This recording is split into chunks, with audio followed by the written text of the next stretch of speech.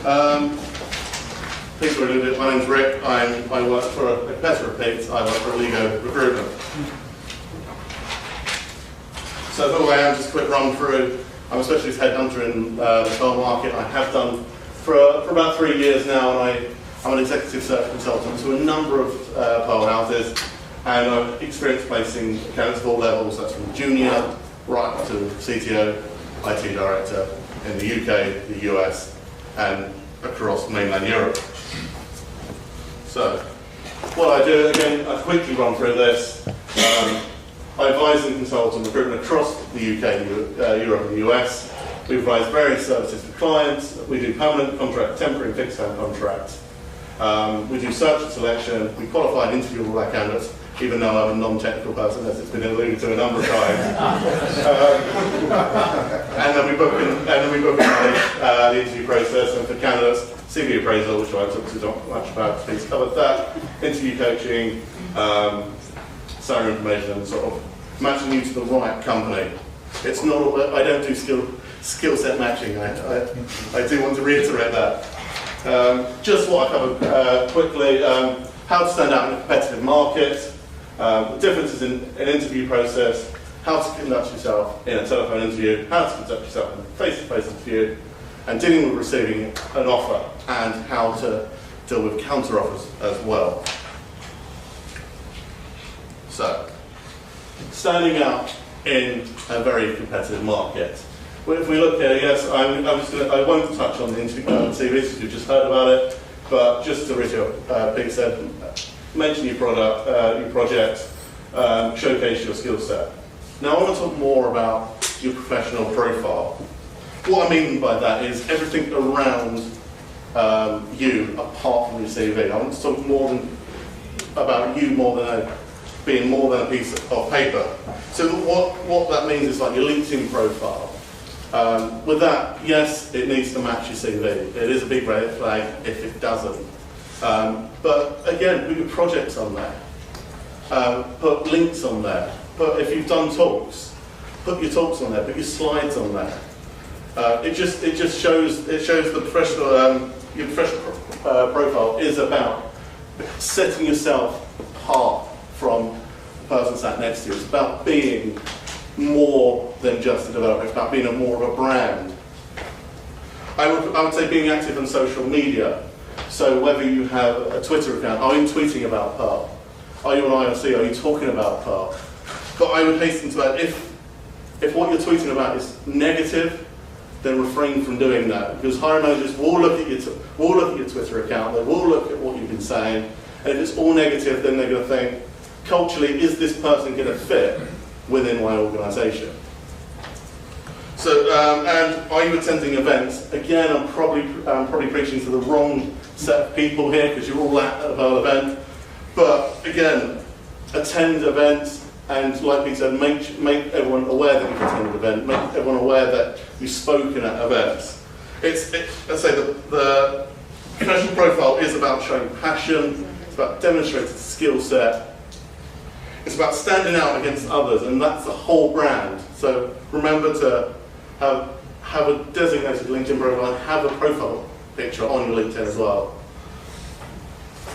So I'll quickly run through the interview process. So normally an interview process will either be a technical test will get sent to you, and that can be anything. A lot of companies for senior roles are now doing psychometric testing, so just be aware of that. Then there'll be a code review, so if you have a CPAN account or a GitHub account, whatever it may be, that is another stage of interview. Now, telephone interviews, it'll be either technical with a technical person who will namely be your line manager, or a housekeeping interview, which will be with an HR person, which will be more along the lines of why you're looking for work, why this particular company, how much you're looking for, etc. Then it moves to face-to-face interview. That may be with a team or a technical or a one-on-one, or it may be a social interview where you go with a few of the developers down to a local pub and get to know people on a social level. And then hopefully there'll be an offer at the end of that. So, telephone interview. Honestly, I'm not going to try and teach you to suck eggs here, but you guys are all very technical. but sometimes you fall down on selling yourself to the best of your ability. This is all I want to cover here. So it's about where I put location, location, location. The worst place you can do a telephone interview is by a roadside. It's amazing how many people are stood outside their office on their mobile phone and ambulances are blaring past. So make sure we've got a private room, somewhere you can talk. Is your mobile phone charged? Another worst thing you can do is have an interview and your phone go halfway through that. So be prepared, as Pete said, have those questions ready. Have your CV, have that in front of you. So when they ask you a question about your CV, you're now not trying to think back to what you had. Have it down in front of you. And also have the job spec. So you can create your own questions from that.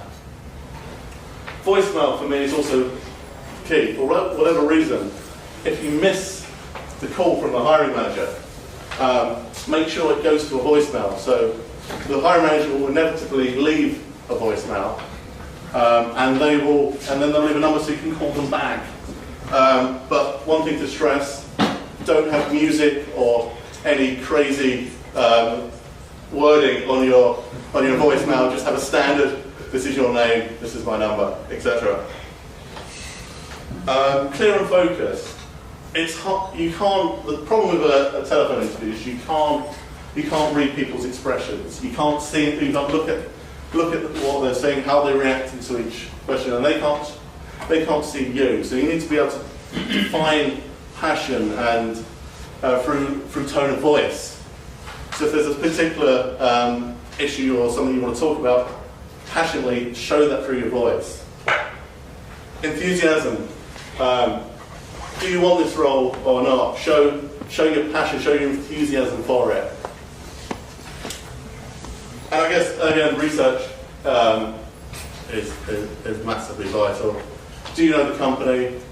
What does the company do? Do you know what the role is?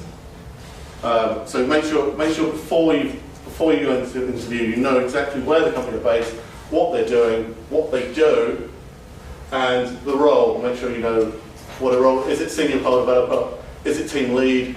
Make sure you know exactly what the role entails. And the interviewer. A lot of telephone interviews are now being done by technical people who will have LinkedIn accounts.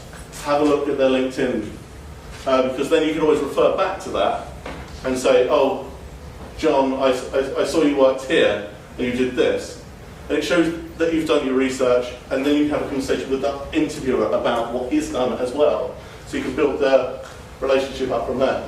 And in a community this small, you'll also probably know people in common, and it's always nice to talk about them to break the ice. And questions, like we said, have some questions prepared. Worst thing you can do is the interviewer stops asking you questions and say, do you have any questions? And for you to go, no. It shows no research.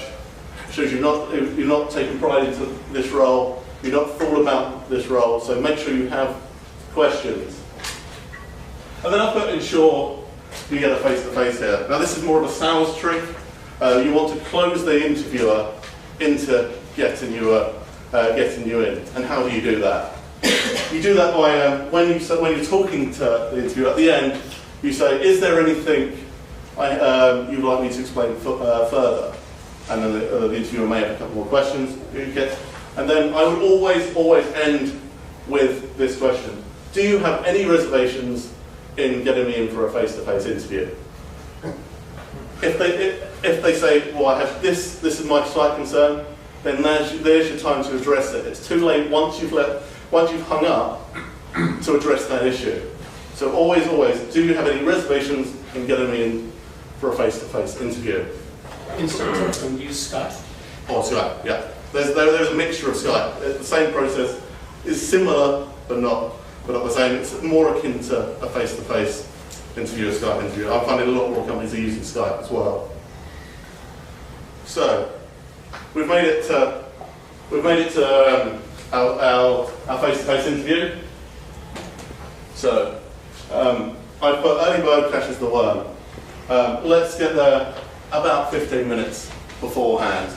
Make sure you're ready, make sure you know where it is. So if for whatever happens you get lost, you've still got a little bit of time to find it. Nothing's worse than you running into the interview, sweating, because it's normally hot on the days when you're running late for an interview. So make sure you're nice, you're there, cool, calm, collected. What to wear? It's a common question I get asked. I appreciate devs are very relaxed, let's say, in dress sense. So it's not automatically going to be a dev who is interviewing you. If a HR person or an internal recruiter or even the MD is interviewing you, they're likely not to be dressed in a heavy metal t-shirt and combats, for example. So I would always suggest smart casual is always the way to approach an interview. Trousers and a shirt. What you wear when you get the job is largely irrelevant, but when you remember this is an interview at the end of the day. Be prepared, it's like we said in the last slide.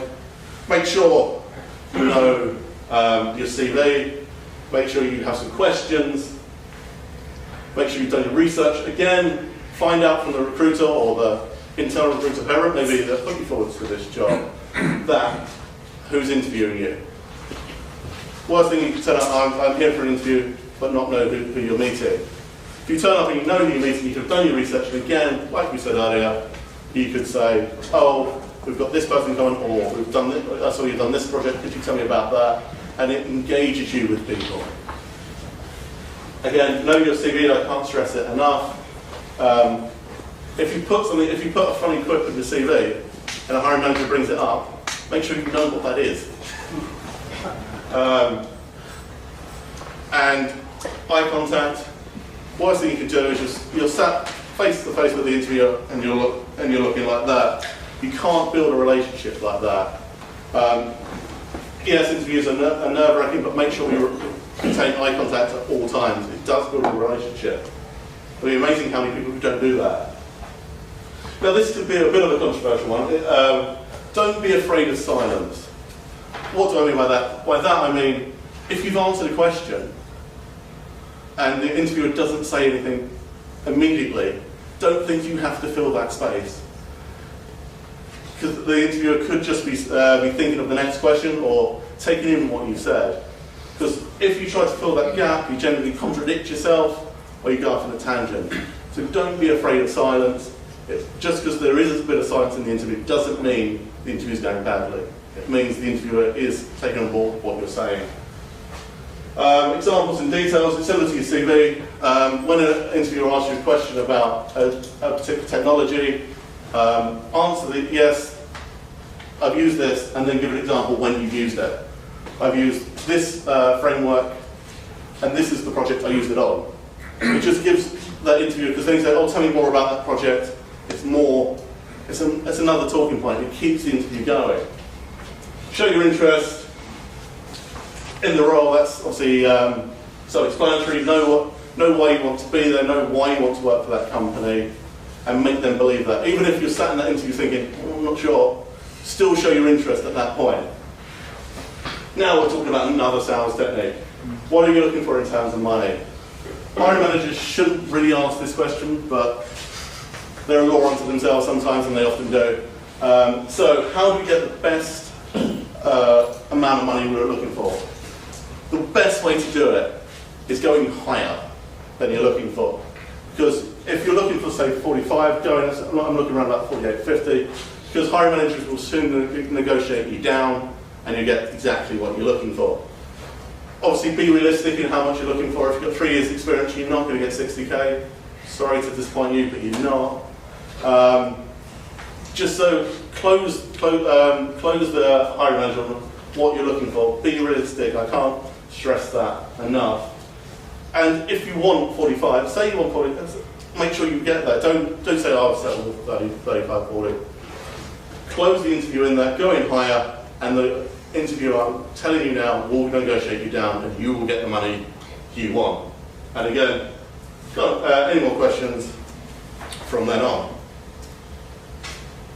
So you take questions now about this for instance? Or Yeah, we've got time. so, do you think, if they ask you what you're looking for, do you think you should actually answer that, or should you drop ship and wait for an offer? No, because you can't. It's hard to negotiate at offer stage. I'll come on to that in a second. It's hard to negotiate at offer stage. This is the time to do it. Because once it's gone through to offer stage, it's gone through HR sign-off, it's gone through MD sign-off, it's gone through hiring manager sign-off, and it's in the budget. And if at that point you say, oh, another £5,000, then it's going to be hard to negotiate, and then you're going to question whether you wanted that job in the first place. So always at this point, before anything's in writing, is the best place to negotiate. So should you bring it up if it doesn't come up? I would bring it up, no. Only if they bring it up. If you're going through a recruiter like Rick gets paid depending on how much money he can get for you. So yeah, ideally it's Rick who is negotiating how much you're getting paid there because he wants as much for you as possible. So no, leave it to him if you can. So, great news, we've got our offer. So how long do we have? That doesn't mean... 5 minutes. Yeah. Let's really run through this. It doesn't mean you've got 2 weeks to make a decision. Yes, you want some amount of time to decide whether this is the right role for you, but don't automatically think, I've got all the time in the world. Yes, and also don't be bullied into the fact that you have to decide within a day, because no company will pull the offer within a day if you want to take time to think about it. And if they do, you really want to work for that company. What else have you got going on? Be open with the interviewer at the time when you get the offer. I've got 3 or 4 other things going on, and I want to see the end of that because they want to make sure you take in the right role as well. Negotiation, it's hard, as I said, it's hard to negotiate at this point, but if you do, make sure you know what you want and make sure it's realistic.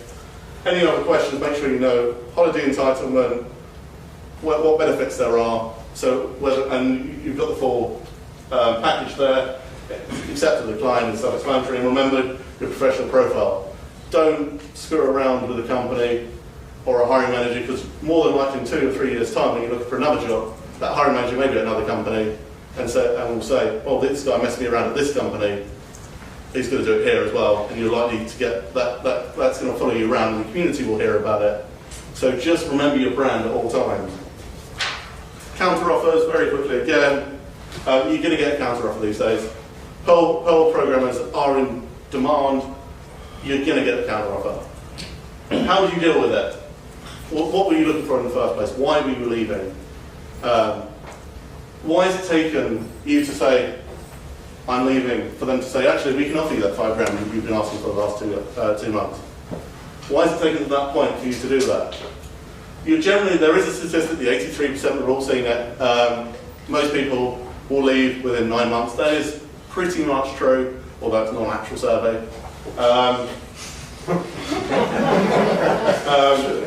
It's pretty much true though. And why did you accept that job in the first place? Why did you accept the new job? What attracted you about that? Think about that. And yes, I will always tell you, every recruiter will tell you, if you take this counter offer, you're going to be looking, you're going to have this. The world's not going to end if you take a counter offer. But just remember your brand if you do. Quick, from a manager's point of view, I don't know if there's any hiring managers, I know there's at least one. Need for speed, make sure if you like a candidate, you see a CV, get them in. Candidates aren't on the market very long. Review and decide. Phone screen first. I would always suggest a phone screen before a technical test, because then you get the buy-in from the candidate because they've spoken to a technical person. And if you are going to offer a candidate, offer them early, put your cards on the table, snap that candidate up before they can go anywhere else. And again, remember your employee brand. Any questions? Yes? As a candidate, Yeah. should you be able to see the contract you'd be signing if you accept the job before you get to the point of saying yes? Some companies are very, very careful, won't show it to you. If you really want to see it, they will show it to you because they want you on board at the end of the day.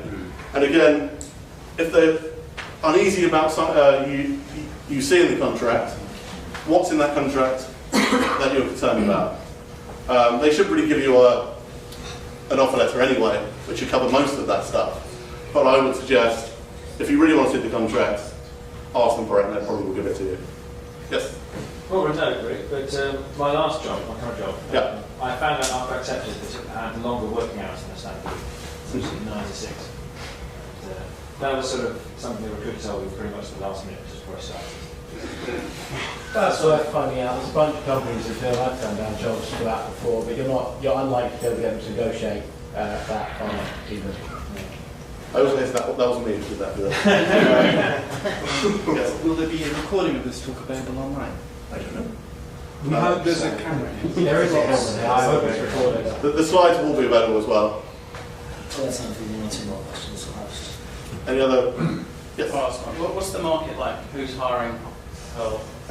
There are not giving any specifics. Just come to me and I'll give you the specifics. remember, I have business cards too. It's very buoyant. Peter alluded to it. It is a candidate-driven market. It's not like companies will have a massive choice. So you will have a selection of opportunities. For example, I placed a candidate recently. Within 2 or 3 weeks, he had 5 offers on the table. The market is moving very fast. Candidates are being able to dictate a little bit, which is giving you more options in the negotiation sense. Candidates are in the driving seat as well. I guess I'm asking as in, is it startups, mature companies, financials? There's a lot. Obviously, we all know the majority of the people who are looking for Perl people. There are 1 or 2 startups, not a huge amount. I hate the word, but there are 1 or 2. But I just wanted to reiterate. I said this at YAPSI as well. Yes, there have been some companies who have moved away from Perl, but there are still a lot of Perl houses out there. There are still a lot of Perl opportunities out there. What's it like outside of London? I do a lot of stuff in the north as well. There are a lot of opportunities out there. They're a bit more spread out, and they're not on top of each other. But there are some up north as well. Do you get any clues about whether there's going to be an active market for Perl 6? I would say I don't at the moment. Partly because it's not out yet, so that's There's a useful alpha. I've already seen it on a job spec. 10 years experience? Yeah. It's actually possible. 14, isn't it? so yeah, I'm not at the moment. Interview clothing, is a pink t-shirt always appropriate? My point, when is a pink t-shirt not appropriate? Will be the point of that. When orange is okay. Presumably, Eligo does recruitment of Python developers as well. Can you give me an explanation of how the Perl employer market differs from the Python employer market? Like, how do you say that differently? I would say Python is more of your startups are doing Python. Really? So there's more trendier stuff, I would say, going on in that. There's more established. There's more established roles in Perl. There's more longevity in it. Most of the Perl companies have been around a long time, and you will definitely get paid at startups. Probably into investment. That's everyone. That's all. Yeah. So if this talk is going online, will our current manager just get to see we've been out of recruitment? Yes, which is why you should get your CV to us now. If they are watching and they have got problems, rick@eligo.co.uk. That might be a problem.